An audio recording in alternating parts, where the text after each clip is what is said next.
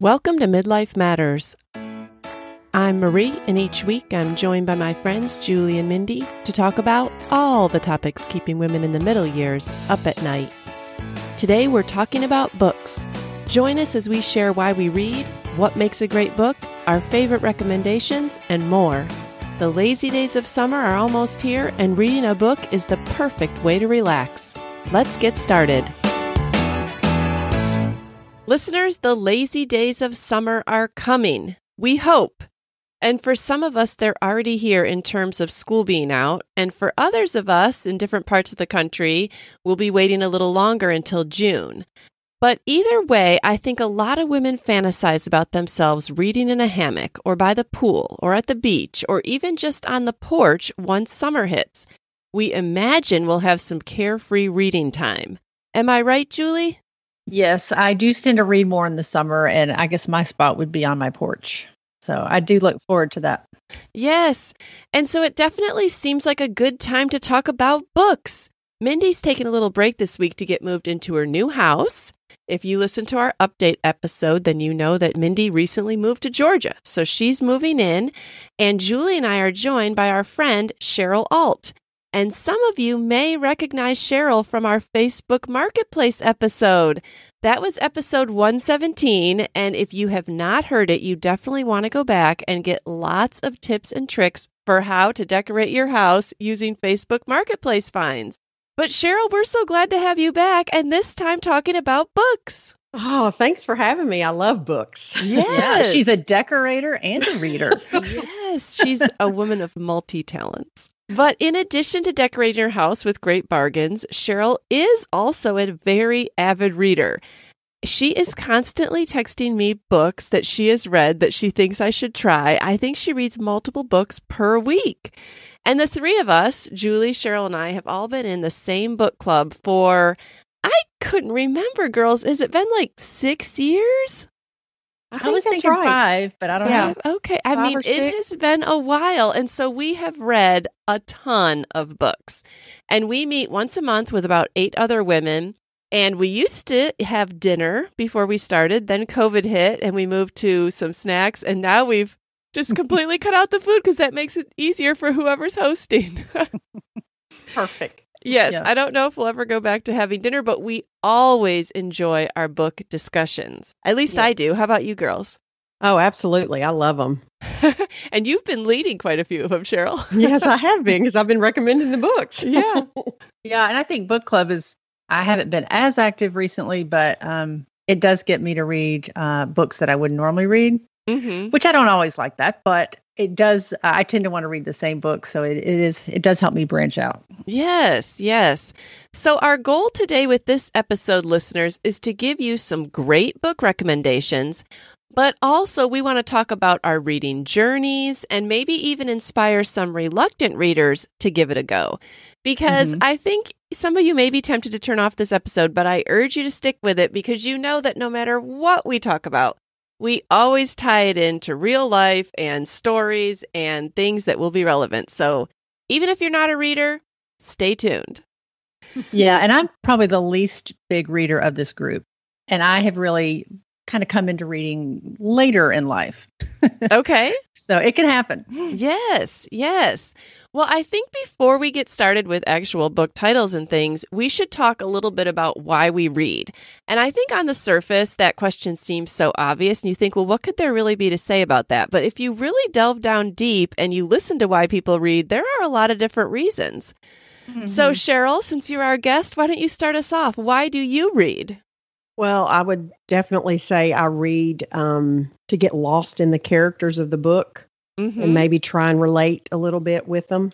Mm-hmm. Some of my books I wouldn't because they're about murder, so I would hope that wouldn't happen. But but I like to get lost in the characters. Just this last book that I read was about a murder, and like I was walking and I like felt funny, and I'm like, oh my goodness, I'm so lost in the character. I think the guy's right behind me. I was just so lost in it. That's why I read.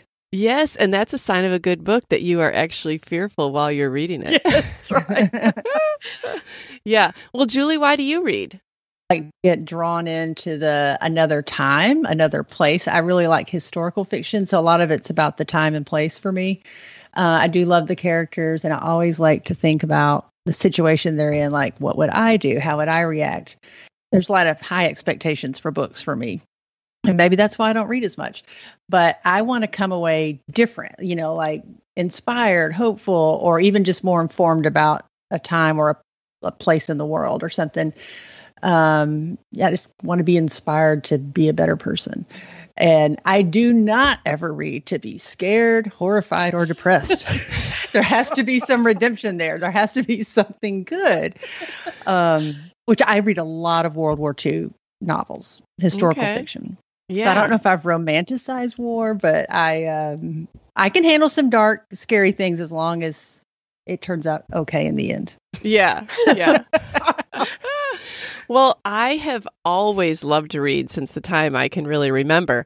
And I always love to read for escape. And I feel like I have been so many places in the world and been so many different kinds of people and experienced so many different things just by reading about them. Like, I really feel like I've done them, like I've been inside their heads, like I've thought about that, like I've experienced that time.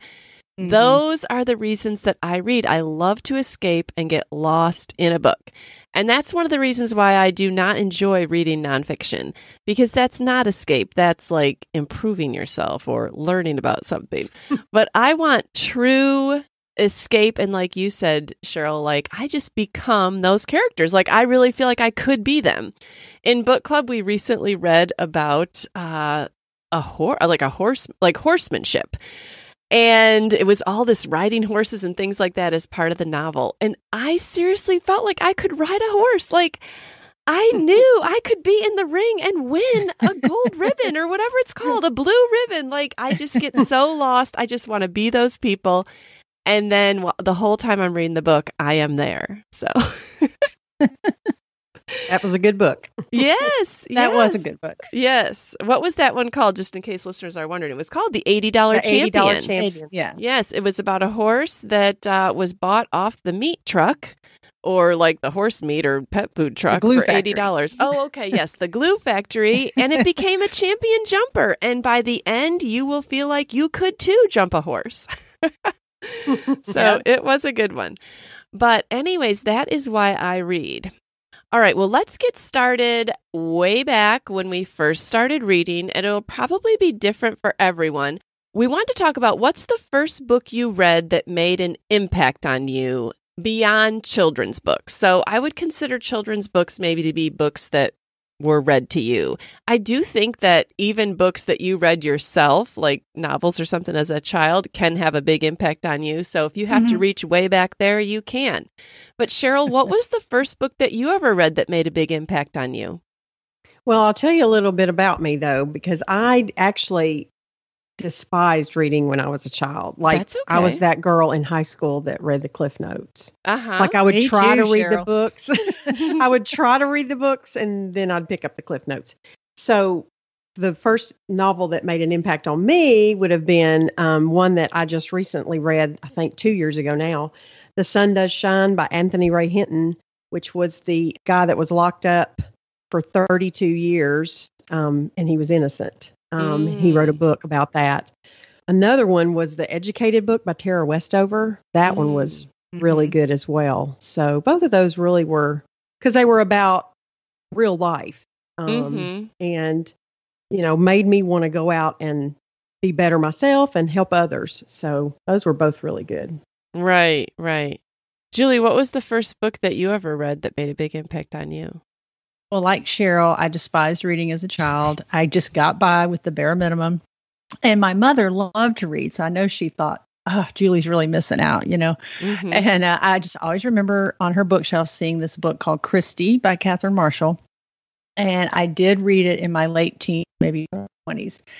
And I really liked it because Christie was about my age. And maybe that was kind of why I liked it. Mm-hmm. Just starting off with her adult life. And she was this feisty girl who moves to this impoverished area in the Smoky Mountains and to teach school.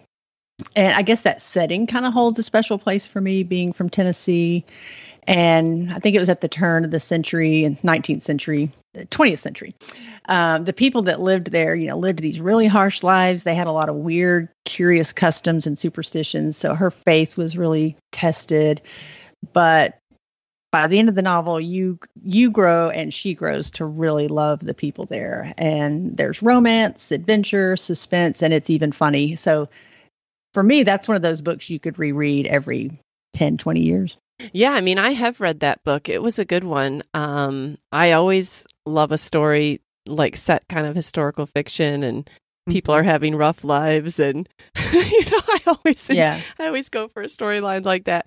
And Cheryl, I too enjoyed Educated. I thought that was excellent. I tried to read The Sun Don't Shine. Is that what it was called? Yeah, The Sun Does Shine. For some reason, and I don't mind a hard story, but for some reason, somebody losing like 32 years of their life behind bars, I can't read about it. It's so well. They also so made sad. a movie. Now I read the book first, and then I watched the movie. And the movie and the book were very equal. Like I loved them both. Well, maybe I should try the movie then, because I started it and it was like in the courtroom, and I knew he was going to be going to jail, and I just thought, oh, there's not even any hope when I turn the page that it's going to go a different way. Like. That's what's and hard it's a true story, right? Yeah. So that's a true story. That's what makes those hard. Yeah. Yeah, because you know how they're going to go. There's no like author license to change things. But I would have to say that the first books that made an impact on me, and probably many people of our generation, were the Little House books. I can remember reading those in first grade, starting with them. And I read them multiple times, each one throughout my childhood. And of course, when we were growing up, the TV show was also on Monday nights. So it was like, I don't know, I felt like that whole series, the TV show and the books, was instrumental in my upbringing. I loved the show. Yeah, you love the show. That's funny. I did too. And I did have a teacher that read those aloud, so I did get to hear those. I just didn't enjoy reading myself, but my sister read all of them. Okay, yes. Well, and then when I had my first child, who was a girl, when I had Abigail, do you remember those like magazines or flyers that used to come in the mail? It was kind of like when you used to order 12 tapes for 12 cents or something, you could order books that way. And I remember I ordered the whole set of Little House books because I was just convinced, here she is, a tiny little baby, that this was going to be our thing. We had to own these. Like, what if libraries disappeared and we couldn't get them out someday? But I actually reread them then at that point in my life, just because I had them there on the shelf, and they were still just as good. I mean, you can get something out of them at any age.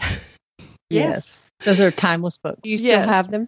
I do. And none of my girls ever loved them the way I did. I think Abigail read them all once. I don't even know if Lydia and Lauren ever read anything more than the ones. I think I might have read the first two to them and they were bored. Like, I think maybe our generation was the last one to love them. What do you guys think? Did your girls read them? Well, mine didn't, because I didn't have them. Oh, okay. But you could get them out of the library. Well, that's true. I remember Molly loved Farmer Boy. That was her favorite. That was a good one. Yes. Yeah. Yes. It's so funny you said that, Marie, because when I found out I was going to be a grandmother, I went and bought hardback copies of all those kinds of books. Like, all the Little House, all the Narnia, Mary Poppins, Peter Pan. Just like I had to have a grandmother library. Right. Oh, I love that. All right. Well, let's talk about series, because I love a good series. I love it when I can get started on one book and there are more to come. So what are some series that you guys have enjoyed? Cheryl, do you have anything to share with listeners? Well, I would say for me, believe it or not, it's way, way back. Like when I first started reading for like a lot back in 2004, when my first went to kindergarten, or my last went to kindergarten, sorry. Terry Blackstock, she does a Cape Refuge series. Oh, I read those. That was so good. Like I still would, I might go back and reread those. It's been so many years, but I just love those, and I could not wait till the next one came out. I really like that series. I forgot about her. I did read a lot of hers. Yeah. In that time period. Yeah. Is First Light or Last Light in that series? I think yes. I think Last Light is the last book is a good book. That Cape Refuge. Yeah. Yeah. There was 4 or 5 books in that series. There weren't that many, but I loved all of them. Okay. Well, good. Julie, do you have a series that sticks out in your mind? Yeah, mine's an old one too. The author is Bodie Taney, Thoene is how you spell her last name. And it's the Zion Covenant series. I think there's like 7 or 9 books in it. And it opens pre-World War II in Vienna. And there's a main character, Elisa. She's this professional violin player, and she has Jewish heritage. So she changes her name so that she can kind of stay off the radar and travel and play in Germany because that was forbidden. And she meets up with the New York Times reporter who's in Vienna, and they both end up like working with the Jewish underground, helping Jews escape out of Austria. And then each series is set in a different city. Like the first one's Vienna, then Prague, then Munich, then Warsaw, London, and Paris. I love the historical nature of it, and then getting to read about all those cities. There's intrigue, danger, and there's romance. So yes, that's really good. I really got hooked into that one. I can remember reading those a really long time ago too. Yeah. And they were really good. Yeah. I thought of a series that I really did love. So I was in college doing an internship in a rehab place. And I had a patient and we were talking about books, and he was the one that recommended this series to me. And I always think of him if I see her books because she's quite famous. Have you ever read the Sue Grafton books? They start out with like A is for alibi. Yes. Well, I've heard of all of them. Have you read all of them? Yeah. Yeah. Wow. Well, I don't know if I got all the way to Z. Like, I think I read everything that she had written up to that time. And then as they would come out over the years, I don't know, she might have been up to like M or something when I started reading them. And then as they would come out. But it follows the same detective in every one. And then each case is kind of like, each book starts with a letter of the alphabet. So those were good. I really enjoyed those for a while. And I would recommend those for, they're not scary, but they're just interesting. I've heard people talk about those. Yeah, you can always find them like at library book sales. Yeah, because they've been around a while. They have. So that was a good series that I enjoyed, kind of a mystery series. I mean, I was thinking about all the things that I've been.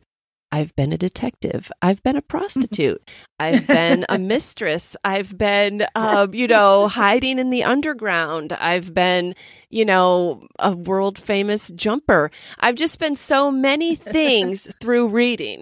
And so I've been in World War II so many times. You're stuck in World War II. I'm stuck. I can't get out. Yes. I've had kids that need bone marrow transplants, and I've had Alzheimer's. I've just had so many things through reading. So it's just amazing, all the things. And when you pick up a book again, you're like, oh yeah, I remember it was like to be that person. So anyways, favorite series, those are always fun. Do you guys have a favorite author? Who do you, like, if you see their book has come out, Cheryl, who do you make a beeline for? Well, the only author that I buy books from now is Nicholas Sparks. And so he, and I know a lot of people are like, it's hokey. He has the same endings for all of his books.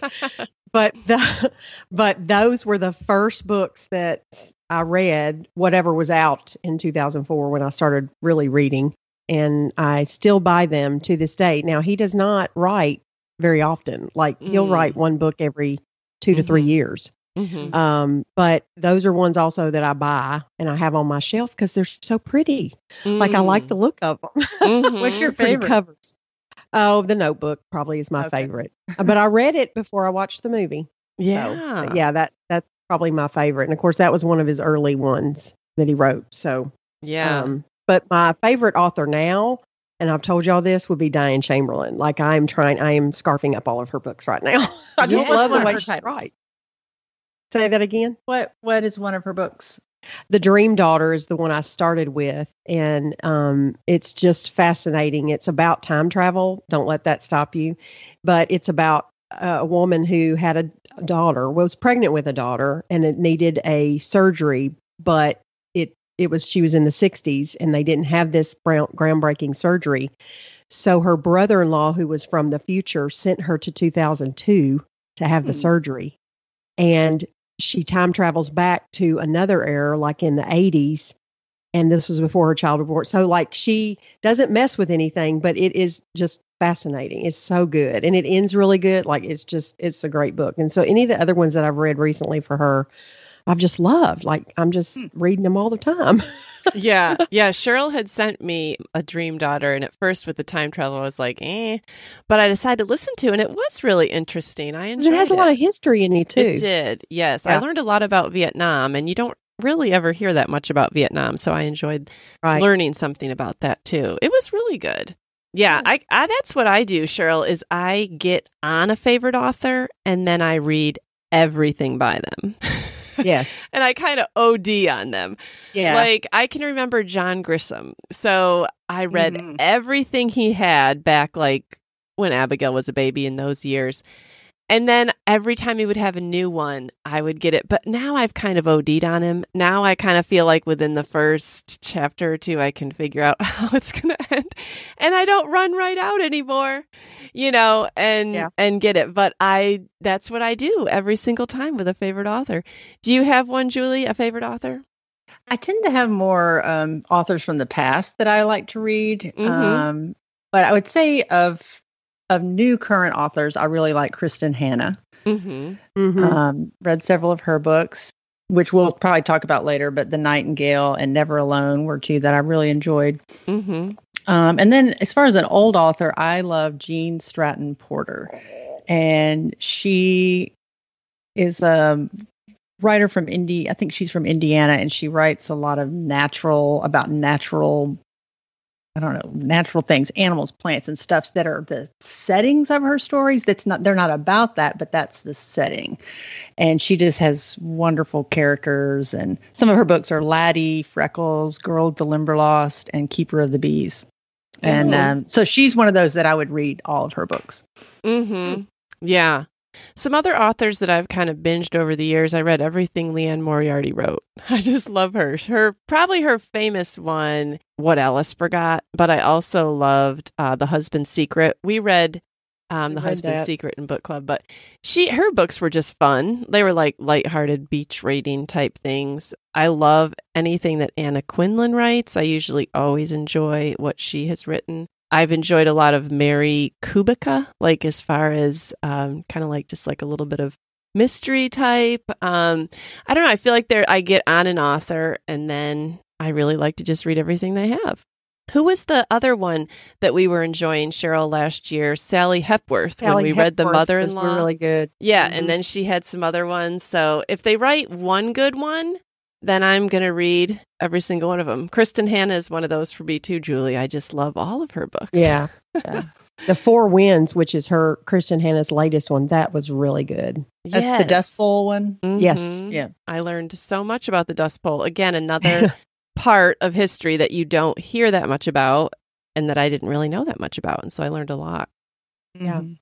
All right. Do you have a favorite classic? Now, Cheryl, you said that you haven't always been a reader. So do you have a classic that you like to read? No. Okay. No. Let's just get honest here. I don't read classics. Let's just be honest. I mean, like we did. I will say, didn't we do Little Women in book club? I know we did Gone with the Wind. Yeah. But we didn't do Little Women. Maybe it was just my daughter recommended. Or maybe the movie came out recently and you went to see the movie. That's what it was. Yeah. And my daughter told me you have to read the book first. So I did. And I really enjoyed it. Yes. But I wouldn't necessarily go back and read it again, I don't think. Like, so classics, I don't know. Like I've tried to read the Jane Austen books because she's all about those. And I'm like, ugh, you just can't. I just can't. Yeah.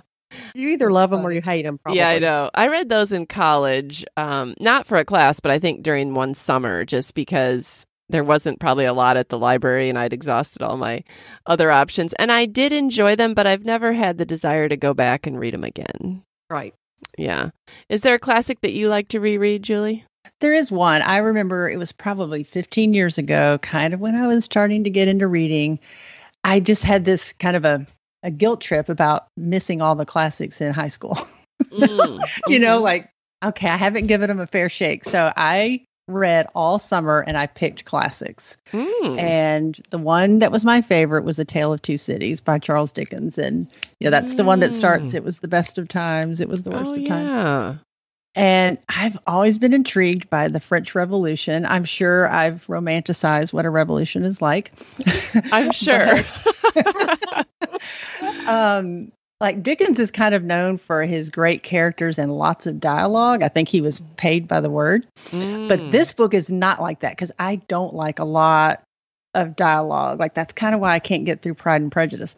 But it has a lot of memorable images like storming the Bastille, heads being chopped off at the guillotine, secrets and spies. There's even like a mistaken identity. There's a sacrificial death at the end. Like it's just, I don't know. It's just full. It just kind of checks all the boxes for me with the history, and it's in London and Paris. So I really, really, really like that one. And I've probably read it 3 times. And it does kind of have a theme of resurrection and renewal. Like it has a hopeful theme. So, I mean, I'm sure I read that book in high school, but I can't. The only thing that sounds familiar is when you said it was the best of times, it was the worst of times. But maybe I should give it another try. Because I do think that maybe even listening to a classic might help me. You know, audiobooks really were so boring before, or maybe they weren't even around. So maybe listening might help me get through it. I don't know. Okay. Yeah. Probably my most favorite classic that I do like to read, and some people might not even call this a classic, but I think it is, Gone with the Wind is a classic to me. And I've read it multiple times in my life at multiple stages, as a kid, as a teenager, as a college person, as a young adult, and I always get something new out of it. It's like meeting up with an old friend. Like, it's just so comforting to reread the words and reread the scenes and see it through whatever age you're at then. And so I really do like to reread that one. And that's one that I actually listened to audio a couple of years ago when we were going to read a classic in book club and we picked Gone with the Wind. I thought, well, I don't want to just read it again. I'll listen. And it was like a whole new experience. Yeah, we've talked about that book enough on the podcast. I'm going to have to give it a try. Listen to it, Julie, though. And I'll listen to it, yeah. Yeah, I do think listening to it's the way to go. It's a lot of hours, though. All right. Well, is there a book that you like to reread and reread again? To read and reread again, Cheryl. I know you said it's not a classic, but is there a different book that you like to read multiple times? No. I just think there's so many books to like find and read. Like, why would I want to reread something? I mean, there isn't. No, I want to go on to the next one. Well, why do you buy the books then? I'm always curious about people that buy books. Why do you buy the books? Not in hopes of rereading them then. Well, at first I bought them, because they were pretty covers. The Nicholas Sparks books, those are the only ones that I still own. Okay. And just because they have pretty colors. But I also think in the back of my mind, I can recommend this book to somebody and I can loan them my copy. Just so that I can have it and hand it to them so I can share. But that's really never happened. So I don't know. It's never happened. I might tell somebody about it. And if they ask me to borrow it, I'm happy to have them borrow it. But I don't necessarily have the book with me and say, hey, this is a good book. Yeah. Oh, well, that's good. Yeah. Okay. So no rereading for Cheryl at all. No. Okay. Julie, do you like to reread? Yes. And I guess maybe what you just said kind of helped me figure this out. I don't love books enough that I just keep finding new books I like. So I just go back to the same ones. I don't know why that is. So this book called The Hawk and the Dove by Penelope Wilcox just drew me in from the start. And it's a little series of stories within a story. So there's this mother who shares stories from her long ago family history that have been passed down, generation to generation. And she shares these stories with her daughter. And the setting for the stories that she's telling is a 14th century Benedictine abbey in England. So before you go, ugh, you really, really, really grow to love these characters, even though, these are men of God, these are monks. You find out how human and flawed they really are. They really struggle with things, interpersonal things and things, trouble getting along with other people. And, I just love how real the characters are. And the main character, Father Peregrine, he's the abbot at the abbey. He is very respected and almost feared, but he's not loved. And something really, really horrific happens to him. And as the story unfolds, you watch all of the brothers come to dearly, dearly love him. And it's because his suffering actually changes him. And I tried to think about why I love this book so much. And I can remember the very first time I read it, it's probably been 12 years ago. I just thought, wow, if I ever have to suffer, which is pretty naive to say, if we ever have to suffer, I hope I could do it like him. It was just so inspiring, for what he has to endure and how well he comes through it. So. Yeah, that was a good book. We actually read that one in book club. Cheryl, I don't know if you remember. We read that one. I've read it. Yeah, it was a good one. And that was actually my second time reading it because, Julie, you had recommended it to me several years ago, and I do think it's really good. Is there a book I like to read and reread? I mean, I rarely buy a book. So if I own a book, it's because I wanted to be able to reread it, and I probably have reread it. Like, I don't spend money on books because I'm a very fast reader. And I think, well, why bother? Why even own this book? And there's so many libraries out there in the world. I could never exhaust free books. So, I rarely buy a book. But if I have bought a book, it's because I loved it. And I've probably read it more than once. So here's 2 books that I've really enjoyed rereading. One we read in book club, and it was called Defending Jacob. And I don't know if you guys remember that, but it actually, I think Apple, like the streaming service Apple, then made a series based on the book. But long before the series, there's this book by William Landay. And Defending Jacob, I've tried to read some of his other ones, and they really weren't that good, but I feel like this one is good enough to own. I've read it multiple times, and it has such a great ending. Like, I don't even want to reveal anything about it, except that it is a kind of murder mystery type. But every single person in book club was like, oh my goodness, that ending. And Except me. Except Julie. Yeah, that was one of those too real, too dark, too scary for me. So. And I love a book with a surprise ending. I mean, I'll read the whole thing just to recommend the surprise ending to someone because I love a twist. I don't like to be able to predict how something ends. So that was really good. Another one that I've read multiple times and actually do own is Anna Quinlan, Every Last One. And again, when you read it, you're like, really, Marie? So this is about a middle-aged woman. She's caring for her 3 teenage kids. She has a normal women in the middle years life. Like, I could really relate to that part of her life. 2 of her children and her husband are murdered. How that comes about is very interesting. And also there are so many observations. I just think Anna Quinlan is just the queen of just observing women and saying what they think, and just all the thoughts about midlife and your teenagers, how you view them and what you're thinking about your marriage and how you feel about life at that point. Like, there's so much more to the book than just the murder, although that's interesting too. And then the recovery that she has to go through was super interesting too. Like, every single part of it is so interesting. And I have read it a few times at different points. And then I also just recently listened to it and got a completely different perspective. I am a very fast reader. I don't realize I'm skipping things, but if it's a lot of description, I can breeze over that and get to the main point. In an audiobook, it forces me to listen to that. So it's like a new experience. But both of those books I recommend, especially if you are in midlife, because I feel like both of them make very astute observations about our age group and stage of life. Okay, let's talk a little bit about spiritual books and authors you might enjoy reading. Cheryl, do you enjoy reading spiritual books or authors? Yeah, so I every once in a while I'll put down the fiction. But my devotionals the last several years have been by Paul David Tripp. And I had that book.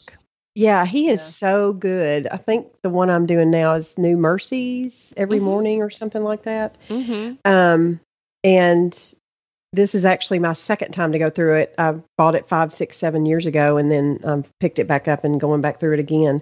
It's just really good. I really, really enjoy him. An author that I've been told is really good is Bob Goff. My daughter owns a lot of those books, so I thought I'd pick those up here, this summer to read some of those. Love Does and some of the others. But yeah, Paul David Tripp probably would be my favorite.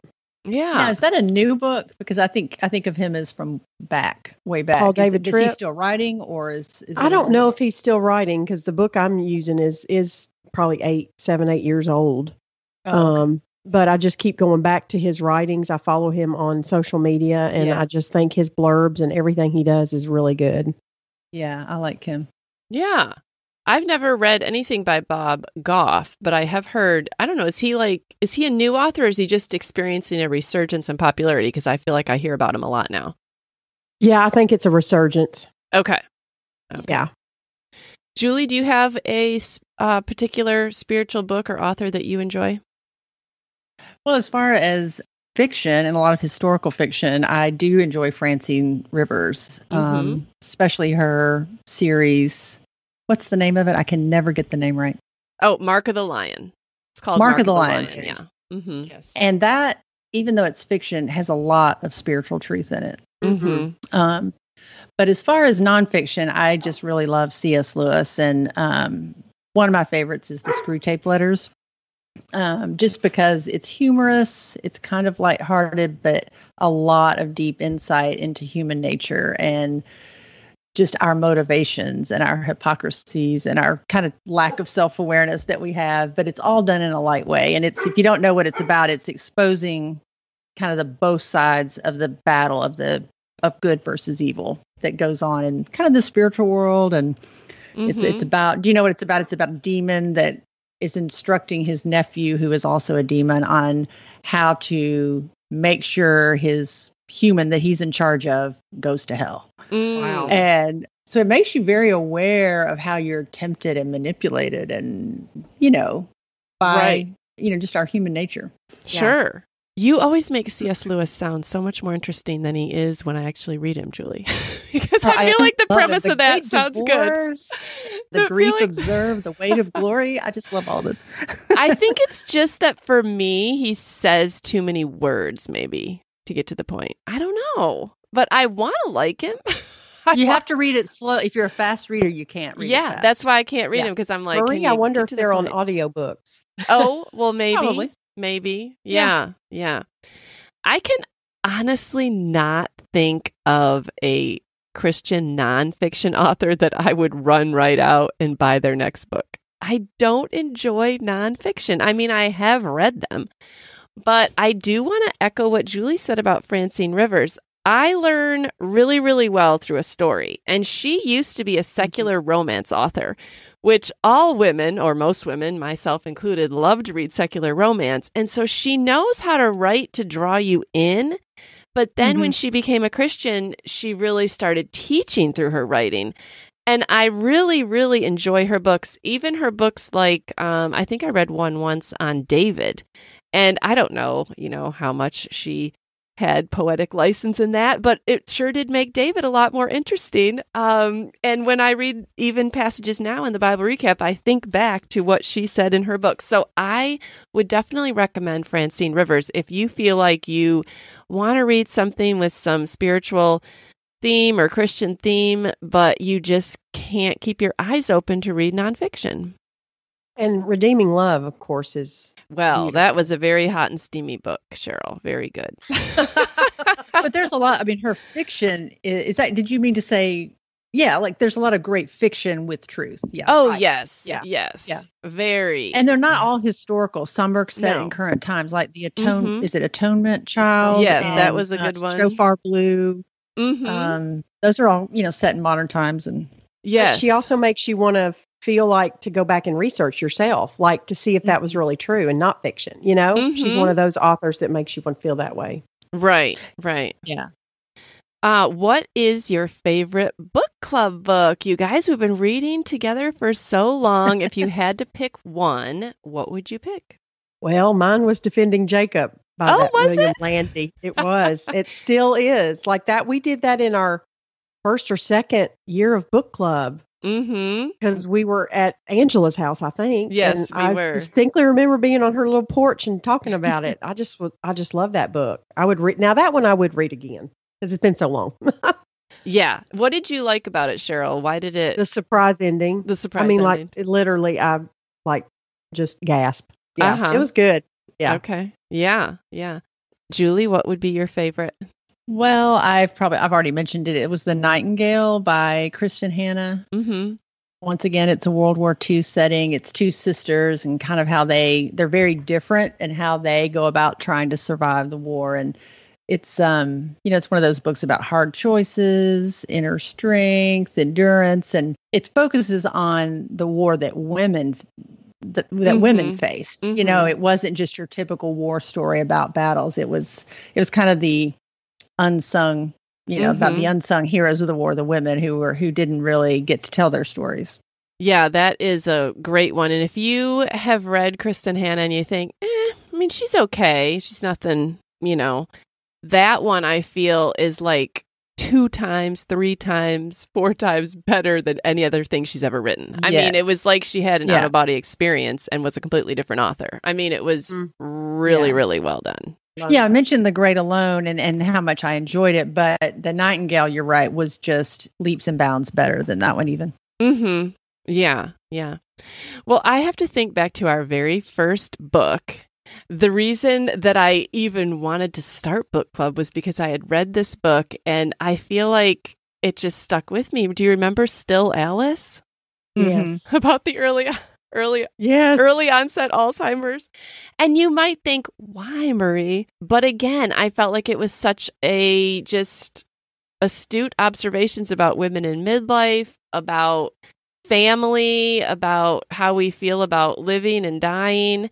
I just thought it was poignant and compelling and all the things that I love. And yes, it had a sad ending, but it still made me want to talk about it. I think that's one of the reasons it's one of my favorite book club books is because if you have a sad ending, there's more to talk about.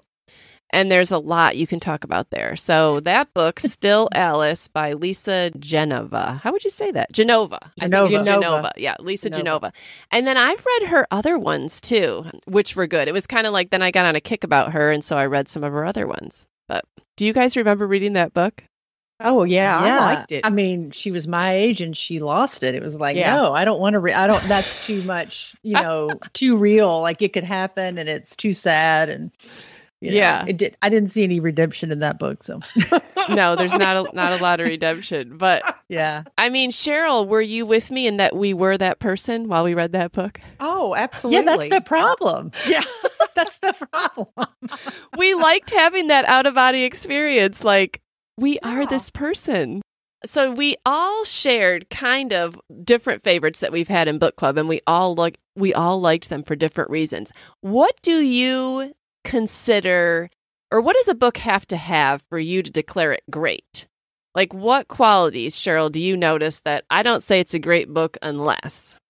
Well, of course, the mystery aspect, not knowing what's going to happen, but continue to engage you through the whole book. Like you are building up to knowing not what's going to happen.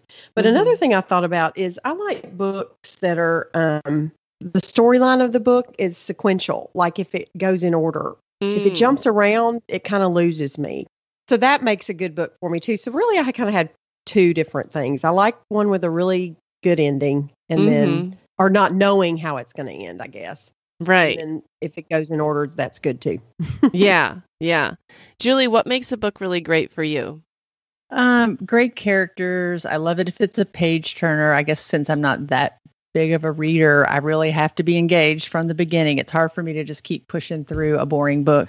I want to learn something, and it can be kind of tangential to the storyline. You know what I mean? Like if there's nature or something about the setting, I always like to learn something about a different time or place. And then, like I say over and over, there has to be some redemption, something where the character grew or learned something or was changed. Mm-hmm. And then I always like to say, how am I changed by the book? I want to be changed by the book too. Mm-hmm. Yeah. I love all those things that you guys have said. I definitely love an unpredictable ending. And I don't like it to be like out of the realm of possibility. I just don't want to know from chapter 2 how the book is going to end. I love a lot of emotion.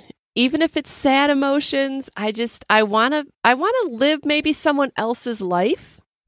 Or if I'm reading about someone, it will help me see my own life more clearly, or I feel more known, or I learn something about myself. Like, I don't know.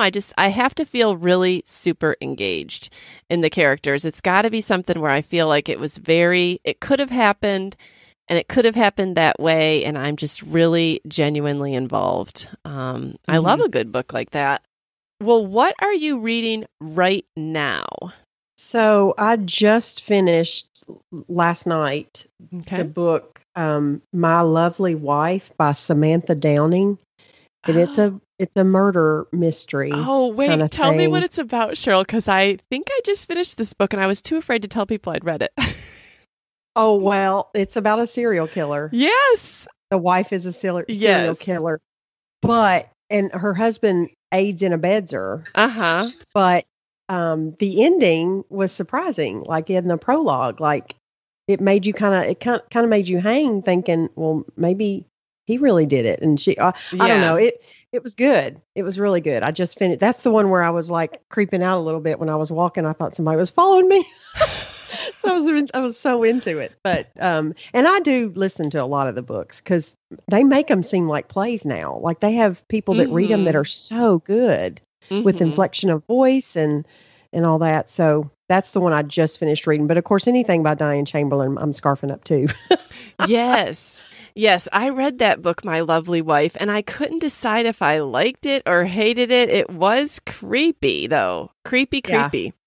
Yeah. In more ways than one. So yeah, it was not a book that Julie would like. No. Thanks for letting me know. Okay, what are you reading right now, Julie? Okay, it's a book called The Midnight Library by, trying to find the author, Matt Haig. Okay. Have you heard of it? I feel like I might have heard about it. Yeah. Okay, it says it's a feel-good book, guaranteed to lift your spirits. I'm not there yet. Oh, no. It hasn't lifted my spirits yet, but I do know what it's about. And it's about a girl who is wanting to commit suicide. And she discovers this midnight library, and there's all of these books. And there's the one book that's the story of her life as she lived it. All the other books are based on, had she made this choice and how from that point on, the life would have been different. And she gets to go back and relive all these. I think in the end, I'm not sure, but she's going to choose her own life. Okay. Wow. And yet she's ready to kill herself at the beginning, but she's going to choose the life she has versus the life she thinks she preferred. Okay. I think I might have this on my hold list. Yeah. It's very interesting. Okay. Yeah. Well, good. I'm not reading anything that I'm super into right now. I did just finish Cheryl's book that she recommended earlier, The Dream Daughter, and that was good. And so I was looking back on my recently read, like on my Libby app, and I was going to go back to these books. I think both Cheryl and I have really enjoyed these this year. The Mary Kubica, and one that we both recently read was The Other Misses. And it was kind of with a split personality, but a mystery. And that was a really good one. Another one by her that I have enjoyed is The Good Girl. That was a really good one for me. So if you do like some suspense, you might pick up some of her books. And then I have been reading some of our book club books too. An interesting one that we are reading for this month is called, what is it called? The Other Mrs. Einstein, Cheryl? Or no, it's called Mrs. Einstein. Oh, yeah, The Other Einstein. The Other Einstein. Yeah, and I learned so much about Albert Einstein. I don't think I like him very much after reading the book, but maybe he got a bad rap. I don't know, but it was an interesting book. It was Is good. it fiction? It is, but I think it's based on true things. Yeah, because it definitely has, it's about her. It's about his wife. And it leads you to believe that she was technically the smarter one. Mm-hmm. So it's really good. Yeah, very good. Which could have been true. I know, it could be, yeah. Well, let's end our show by talking about beach reads, because hopefully we will all be laying in front of some kind of water this summer, whether it's our pool or the beach, or maybe just even in our own bath at home, just relaxing. I won't be relaxing in a bath, but I know maybe that Cheryl and Julie enjoy baths. But maybe we'll be reading by some water. And what are some beach reads that you guys might recommend for people to pick up? So last summer, I read Summer of '69 by Ellen Hildebrand. Oh, yes, And- I like her. Yeah, that was a really good book. Like it had a lot of history in it, but yet it was still kind of light and fun. And it's about this group of friends in the summer of '69. So you kind of learn a little bit about that. And I would imagine that that's probably around the time that she was born too. I didn't look up her age, the author Ellen, but it's a really good, it's a feel good book. And Emily Giffin is also another author that has kind of lighthearted books. Mm-hmm. All We Ever Wanted was the one that I was specifically thinking about. So, yeah, those two. Mm-hmm. Yes, I like Emily Giffin. She was one that I read a bunch of hers, at one time. And then Ellen Hildebrand, she always has a good beach read. I mean, they are the type that you really only want to read them at the beach. Like, it's just kind of right by the water type. Yeah. Julie, do you have anything to recommend for the beach? Probably not. I don't really care what I read at the beach. Like, that's just a good time for me to read. So I don't have to read a certain type of book. I've read lots of stuff at the beach, but this summer I want to read All Creatures Great and Small by James Herriot, just because I'm loving the series, the British TV series. And those are such old books. Like, I'm embarrassed to say that I've never read them, and I've heard such good things about them. So I'm going to probably start those. Yeah. Yeah, I have never read anything by him either, but I do hear that people are enjoying that series. Mm-hmm. I would recommend Jodi, is it Picoult? Pico? I think they're Pico. Okay. Yeah. I've read a lot of her books over the years at the beach. And she writes not quite fluff, but it is easier reading, but she usually has some kind of twist or something interesting to say with her plot lines. So I enjoy her at the beach. Also, like I said earlier, I think anything of Leanne Moriarty's would be good at the beach. There's so many authors that I would consider reading at the beach that I probably wouldn't get out any other time. Usually ones that have a plethora of books out there, like maybe they've written 25 books, and then that seems like good beach reading. I did find myself gravitating toward John Grisham at the beach for a while. They're just fun, light books, but very much a page turner. Right. And you do always learn something. Anyway. Yeah, you do always learn something too. And Nicholas Sparks would also be one of those kind of authors. For sure. Good He's beach read. Definitely a beach read. Yes. Yeah. Yes. Well, listeners, we hope that you have enjoyed this episode. We hope we've given you some ideas on books that you might like to pick up this summer, or if you are a reluctant reader, maybe some inspiration. Because Cheryl, one of our friends in book club recommended you for this podcast because they said that you are a late in life reader. And yet, look at how you've gone to town. I mean, didn't you keep track of how many books you read one year? And it was how many? 2020, which of course was, everybody was quarantined, but I did 85 books that year in 2020. So wow, amazing. 85 books. Bravo. Oh, that's awesome. I couldn't focus on anything in 2020. Now, don't ask me what they were all about. You can't remember any of them. I would only remember the good ones. Yeah.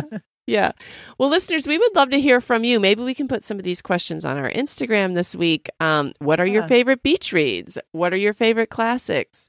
What are some of your favorite authors? If ever anyone I follow on Instagram, Emily Clark, we've had her on before, and she's one of the people that will often post about books. I immediately go and put them on my hold list, because I know that she has similar reading tastes now after following her a while, and I know I'm probably going to like it too. That was how I recently found out about the book that Cheryl and I both enjoyed, The Push, that we are going to be pushing book club to read next, Julie. And you're not going to like it, but you'll thank us at the end. I guess there's a surprise ending. Yeah. Lots of discussion. Lots of discussion. All right, ladies. Well, thanks for joining me to talk about books today, and happy reading. Yes. Happy reading. Thanks, All right. Cheryl. Yes. Thank you, Cheryl. And we'll talk to you guys later. All right. Bye. Bye. We're so happy you joined us today. You can find the show notes for this episode at midlifematterspodcast.com. Also, please tell a friend about the show and help them hit the free subscribe button on their favorite podcast app. Be sure to follow us on Instagram at Midlife Matters Podcast. That's where we post pictures and stories about all the things we talk about in each episode. Thanks for listening, and we'll see you next week.